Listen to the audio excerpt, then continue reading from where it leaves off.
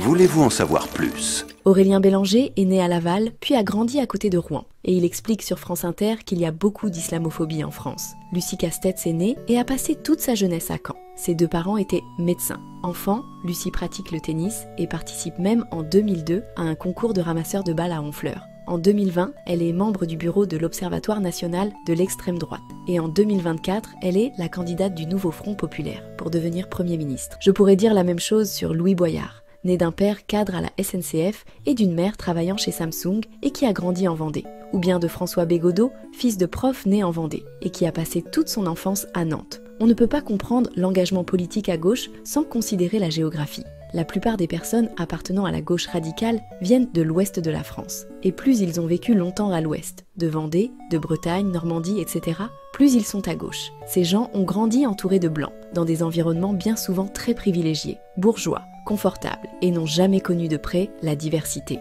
Ils ne l'ont jamais côtoyée, ou bien très tard. Et de cela découle toute leur façon de penser, tout leur rapport au monde. Quand Aurélien, Lucie, Louis ou François sortaient le soir, ils ne se sentaient pas en danger. À aucun moment. Ils commençaient l'happy hour vers 18h, buvaient de la bière par pinte et fumaient des dizaines de roulés et de joints, en compagnie de gens portant les mêmes prénoms qu'eux, puis rentraient très tard complètement bourrés dans les rues lors des nuits chaudes d'été, sans jamais ressentir le moindre sentiment d'insécurité, sans rien risquer d'autre qu'une méchante gueule de bois. Si ces personnes ne comprennent pas le caractère précieux de l'homogénéité ethnique, c'est parce qu'ils ont baigné dedans depuis le berceau, parce qu'ils n'ont jamais vu autre chose. De la même façon que les riches n'accordent aucune importance à l'argent, car n'en ayant jamais manqué. Un Bégodeau n'est pas plus capable de comprendre ce que veut dire le grand remplacement qu'un Bernard Arnault n'est capable de comprendre ce que signifie la pauvreté. Les êtres humains sont souvent incapables d'appréhender ce qu'ils n'ont pas ressenti directement dans leur chair.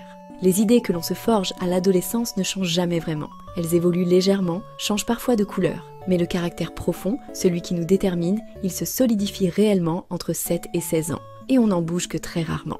Les gauchistes sont gauchistes parce qu'ils ont évolué dans l'insouciance des paradis blancs depuis leur tendre enfance et jusqu'à leur adolescence, c'est-à-dire au moment où l'on construit 99% de ce que l'on est et de ce que l'on restera toute sa vie.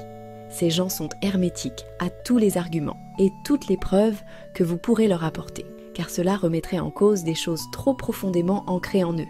De la même manière que je pense ce que je pense parce que j'ai grandi dans une zone urbaine prioritaire, dans un collège où nous étions en minorité, et qu'il est quasi impossible de me faire changer d'avis là-dessus. Car personne n'est plus vacciné contre le discours de la gauche antiraciste qu'un gamin blanc de banlieue. Ceci pose une question épineuse, voire douloureuse. Si c'est l'environnement sécurisé et tranquille qui produit les gauchistes les plus radicaux, alors comment doit-on élever nos enfants? Faut-il les protéger de la diversité à tout prix, au risque d'en faire d'infects promoteurs du vivre ensemble? Ou bien doit-on les laisser expérimenter ce que nous avons vécu, se confronter à l'insécurité de vous savez qui, afin qu'ils se forgent eux-mêmes leurs convictions de manière authentique, avec la souffrance et même les risques mortels que cela représente? Personnellement, je n'ai toujours pas la réponse à cette question. Attends un peu, je viens d'avoir un flingue braqué sur mon visage. Tu veux baisser d'un ton? Et en fait, c'est ma faute parce que je savais que ça allait arriver. Mais si une blanche voit deux noirs avancer vers elle, et si elle tourne les talons dans une autre direction, on dit qu'elle est raciste, pas vrai? Du coup, j'ai eu la trouille et je n'ai rien osé dire. Mais quelques secondes plus tard, j'avais un flingue braqué sur moi.